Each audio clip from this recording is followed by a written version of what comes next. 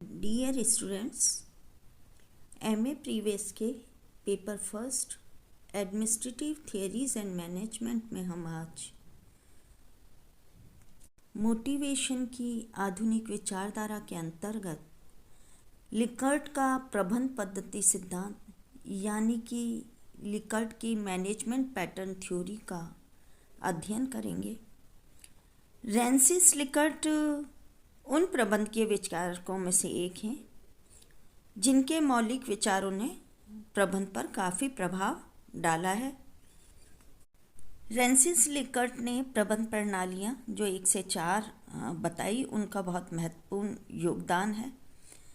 मूलतः लिकर्ट एक सामाजिक मनोवैज्ञानिक थे। लिकर्ट और उनके सहयोगियों ने अमेरिकी व्यवसाय और सरकार में प्रबंध व्यवहार पर व्यापक और गहन अध्ययन किए, जिनके परिणाम जो हैं प्रबंध जगत को काफ़ी प्रभावित किया। लिकर्ट ने प्रबंध कुशलता के द्वारा संगठन के उद्देश्यों की प्राप्ति पर ध्यान दिया और 1961 में प्रकाशित the new patterns of management Likert की सर्वाधिक महत्वपूर्ण पुस्तक रही, जिसमें कि लिकर्ट ने प्रबंध सिद्धांतों का वर्णन किया है। लिकर्ट ने अपने अध्ययनों में ध्यान दिया कि जो प्रबंधक सफल रहे वो ऐसा क्या करते हैं कि जो सामान्य प्रबंधक नहीं कर पाते हैं, या क्या कारण है कि कुछ प्रबंधक तो अच्छे परिणाम देते हैं जबकि कुछ अन्य प्रबंधक ऐसा करने में असफल रहते हैं। प्रबंधकों की दक्षता जो है उसको किस प्रकार से हम माप सकते हैं, किन कसौटियों पर प्रबंधकों के परिणामों को मापा जा सकता है, क्यों कुछ प्रबंधक अन्यों से जो अधिक दक्षतापूर्ण तरीके से कार्य करने में सफल हो पाते हैं, या कुछ प्रबंधकों के अधीनस्थ जो हैं कार्य पर संतुष्ट रहते हैं और कुछ के साथ असंतुष्ट। इन अध्ययनों के आधार पर लिकर्ट ने 2 प्रकार के पर्यवेक्षक बताए। एक तो कार्य केंद्रित पर्यवेक्षक यानी कि जॉब सेंटर्ड, और दूसरा कर्मचारी केंद्रित पर्यवेक्षक यानी कि एम्प्लॉय सेंटर्ड।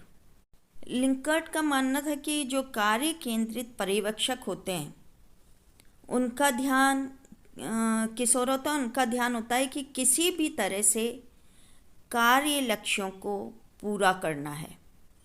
जो लिकर्ट ने कार्य केंद्रित पर्यवेक्षकों की विशेषताएं बताईं वो इस प्रकार हैं। नंबर 1, कार्य केंद्रित पर्यवेक्षक जो हैं अपने अधीनस्थों से कार्य करवाने के लिए दबाव डालते हैं। इनकी जो इंटरेस्ट होता है वो ये होता है, लक्ष्य जो होता है कि कार्य लक्ष्यों को किसी भी तरह से प्राप्त करना होता है, चाहे इनके लिए अधीनस्थों पर प्रेशर डाला जाए। नंबर 2, कार्य केंद्रित पर्यवेक्षकों को अपने अधीनस्थों पर बहुत कम विश्वास होता है और इसी विश्वास की कमी के कारण उन्हें कार्य करवाने के लिए दबाव से काम लेना होता है। जो 3rd विशेषता बताई कि इस प्रकार के जो पर्यवेक्षक होते हैं उनका प्राथमिक उद्देश्य जो होता है, प्राथमिक लक्ष्य जो होता है कि कार्य लक्ष्यों को प्राप्त करना, और इसीलिए ये व्यापक पर्यवेक्षण का सहारा लेते हैं और अपने अधीनस्थों की जो प्रत्येक गतिविधि पर नज़र रखते हैं। इस प्रकार के जो पर्यवेक्षक हैं, कार्य केंद्रित पर्यवेक्षक, वो अपने अधीनस्थों को बहुत थोड़ी सी स्वतंत्रता देते हैं। उन्हें भय रहता है कि हम अगर स्वतंत्रता अधिक देंगे तो ये कार्य लक्ष्यों को प्राप्त करने में लापरवाह न हो जाए। कार्य केंद्रित पर्यवेक्षक जो हैं अपने अधीनस्थों की गलतियों पर अपना व्यवहार दंडात्मक और आलोचनात्मक रखते हैं, अर्थात अधीनस्थों की गलतियां करने पर उन्हें दंड दिया जाता है। इसके विपरीत अगर देखा जाए, या इसके विपरीत जो पर्यवेक्षक की दूसरी जो श्रेणी बताई लिकर्ट ने वो है कर्मचारी केंद्रित पर्यवेक्षक। कर्मचारी केंद्रित पर्यवेक्षक जो है अपने अधीनस्थों के मानवीय पहलुओं पर ध्यान रखते हैं और उच्च कार्य संपादन के लिए प्रभावी टीम निर्माण पर जोर देते हैं। कर्मचारी केंद्रित पर्यवेक्षकों की मुख्य विशेषताएं इस प्रकार से हैं। एम्प्लॉय सेंटर्ड पर्यवेक्षक जो है अपने अधीनस्थों पर कम दबाव का प्रयोग करते हैं। मानवीय पहलुओं पर अधिक ध्यान होने के कारण दबाव का प्रयोग ये कभी कदाई किया जाता है इनके द्वारा। लिंकन ने जो दूसरी विशेषता बताई कि एम्प्लॉय सेंटर्ड पर्यवेक्षक अपने अधीनस्थों पर पूरा विश्वास रखते हैं और उन पर भरोसा करते हैं। साथ ही कर्मचारी भी अपने पर्यवेक्षकों पर विश्वास करते हैं। पारस्परिक विश्वास की जो ये व्यवस्था है, यही व्यवस्था संगठन के लिए हितकारी होती है। इस प्रकार के पर्यवेक्षक अपने अधीनस्थों पर सामान्य पर्यवेक्षण ही रखते हैं और अपने अधीनस्थों को अपने कार्य की गति निर्धारित करने के लिए स्वतंत्र छोड़ देते हैं। ये पर्यवेक्षक अपने अधीनस्थों को अभिप्रेरित करते हैं और सामूहिक निर्णय प्रक्रिया के माध्यम से उच्च निष्पादन लक्ष्यों को स्वीकार करने के लिए प्रोत्साहित करते हैं। सामूहिक निर्णय जो है अधीनस्थों को अभिप्रेरित करने व उच्च निष्पादन लक्ष्यों को स्वीकार करने की प्रभावी टेक्निक होती है। कर्मचारी केंद्रित पर्यवेक्षक अपने अधीनस्थों पर पूरा विश्वास करते हैं और जब गलतियां होती हैं, जब समस्याएं उत्पन्न होती हैं तो वो अपने अधीनस्थों की मदद करते हैं। कार्य केंद्रित और कर्मचारी केंद्रित पर्यवेक्षकों में से अधिक सफल कौन होते हैं? तो ये माना जाता है कि कर्मचारी केंद्रित पर्यवेक्षक जो कि अपने अधीनस्थों के प्रति मानवीय विचार रखते हैं, मानवीय होते हैं, उनको जो है सफलता अधिक मिलती है। उच्च कार्य संपादन यानी कि हाई परफॉर्मेंस वो प्रदर्शित करते हैं। इसके विपरीत निम्न कार्य संपादन वाले पर्यवेक्षक अपने अधीनस्थों के प्रति काफ़ी कठोर होते हैं। लिंकट और उनके सहयोगियों ने अपनी स्टडीज़ में ये देखने के लिए उच्च कार्य संपादन करने वाले पर्यवेक्षकों को कम उत्पादन करने वाली इकाइयों में लगाया और वहीं निम्न कार्य संपादन वाले पर्यवेक्षकों को अधिक उत्पादन करने वाली इकाइयों में लगाया। तो उन्होंने स्टडीज़ के ये रिजल्ट पाए कि कम उत्पादन करने वाली जो इकाइयां हैं वह भी उच्च कार्य संपादन करने वाले पर्यवेक्षकों के कार्य करने से अपना उत्पादन बढ़ाने में सफल हुई।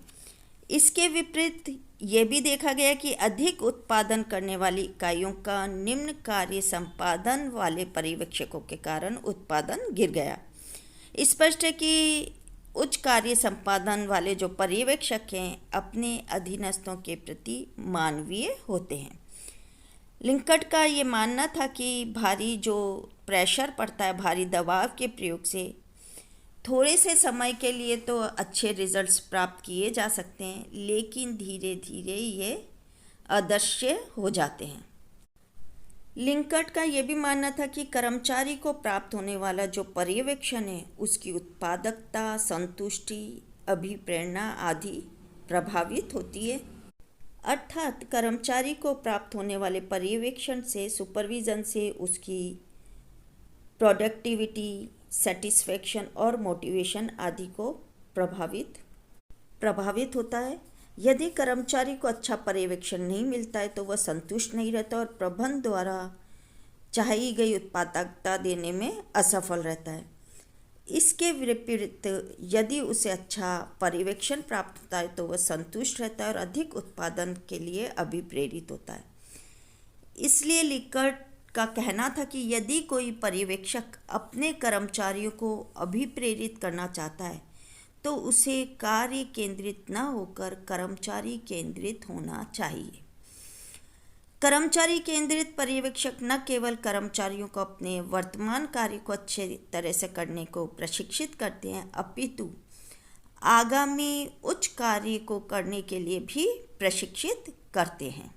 फ्रांसिस लिंकट का प्रबंध को जो सर्वाधिक महत्वपूर्ण योगदान जो रहा उनका मैनेजमेंट सिस्टम्स यानी कि प्रबंध प्रणालियों का वर्गीकरण है।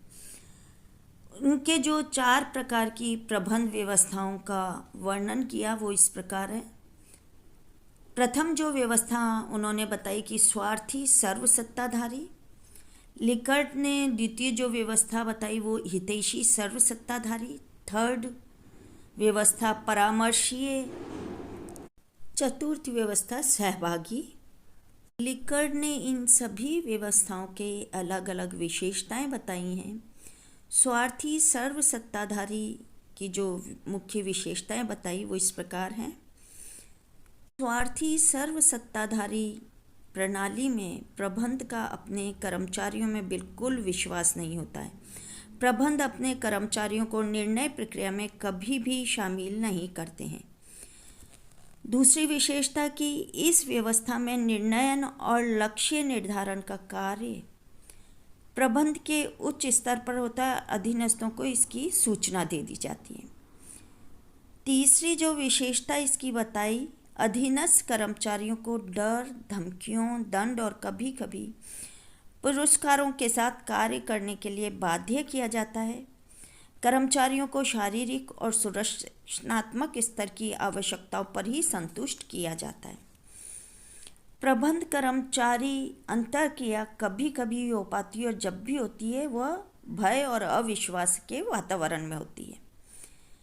इस प्रणाली में नियंत्रण की प्रकृति काफ़ी केंद्रीकृत होती है और इस प्रणाली में संप्रेषण की प्रकृति काफ़ी औपचारिक होती है और कर्मचारियों को केवल आदेशों की सूचना दे दी जाती है। इस प्रकार से ये जो प्रथम प्रकार की व्यवस्था है ये कार्य केंद्रित है। इसमें प्रबंधकीय प्रणाली परंपरागत विधि द्वारा नियंत्रित की जाती है, यानी कि यह प्रणाली काफ़ी तानाशाही प्रकृति की होती है जिसमें कर्मचारियों पर कठोर नियंत्रण रखा जाता है और प्रबंध के साथ उनकी अति सीमित अंतःक्रिया होती है। इसके ठीक विपरीत लिकर्ट ने व्यवस्था जो चौथी है सहभागी यानी कि पार्टिसिपेटिव जो है उस प्रणाली को लिकर्ट ने श्रेष्ठ बताया और प्रणाली फोर्थ की जो विशेषताएं बताई वो इस प्रकार हैं। सहभागी व्यवस्था में प्रबंध जो है अपने कर्मचारियों पर पूरा विश्वास और भरोसा रखते हैं। सेकंड विशेषता इसकी बताई कि इसमें जो है निर्णय प्रक्रिया व्यापक रूप से बिखरी होती है, अर्थात कर्मचारियों की निर्णय प्रक्रिया और लक्ष्य निर्धारण में पूर्ण भागीदारी होती है। इसमें जो लिकर्ट ने अभिप्रेरणा के साधन बताए कि सहभागिता होती है, आर्थिक पुरस्कारों, लक्ष्य निर्धारण में, विधियों के सुधारने में भागीदारी आदि होती है। उच्च विश्वास और भरोसे के साथ प्रबंध व कर्मचारियों के बीच अंतःक्रिया जारी रहती है और नियंत्रण काफ़ी बिखरी प्रकृति का होता है और निचली इकाइयों में भी इसमें शामिल रहता है और शामिल होती हैं। इसमें औपचारिक और अनौपचारिक संगठन प्राय एक और समान होते हैं। लिकर्ट ने इस पार्टिसिपेटिव प्रणाली में जो एक मुख्य विशेषता बताई कि संचार जो है, कम्युनिकेशन जो है, इसमें ऊर्ध्वगामी भी होता है, अधोगामी भी और समस्तरीय प्रकार का होता है। इस प्रकार से ये जो चतुर्थ प्रकार की चौथी जो है व्यवस्था ये लोकतांत्रिक व्यवस्था है जिसमें कि टीम कार्य, आपसी विश्वास और सहभागिता है। जो द्वितीय हितैषी सर्वसत्ताधारी व्यवस्था और तीसरी जो है परामर्शीय व्यवस्था, इन दोनों के बीच की अवस्था है। अर्थात द्वितीय और तृतीय प्रणाली प्रथम और चतुर्थ प्रणाली के मध्य के बीच की अवस्था है। लिकर्ट के अनुसार प्रणाली फोर्थ अपने लक्ष्यों के कारण सबसे अधिक पसंद की जाती है और बेहतर लक्ष्य प्राप्ति के लिए वह प्रणाली 1 से प्रणाली 4 की ओर बढ़ने को कहते हैं। लिकर्ट ने अपने प्रयोगों द्वारा ये प्रमाणित किया कि किसी संगठन की प्रबंधशैली प्रणाली फोर्थ के जितने ज़्यादा निकट होती है वह संगठन उतना ही अधिक उच्च उत्पादकता को दर्शाता है। अर्थात उन्होंने अपने प्रयोगों द्वारा प्रमाणित किया कि चतुर्थ व्यवस्था से उत्पादन में वृद्धि होती है तथा ये श्रमिकों से संगठन से अधिक काम लेने में समर्थ है। यही एक ऐसी व्यवस्था है जिसमें प्रबंधक अपने कर्मचारियों को कार्य करने के लिए अधिक अभिप्रेरित करके टीम भावना जागृत करते हैं और उनमें आपसी विश्वास तथा प्रबंध के प्रति आस्था उत्पन्न करते हैं। थैंक्स।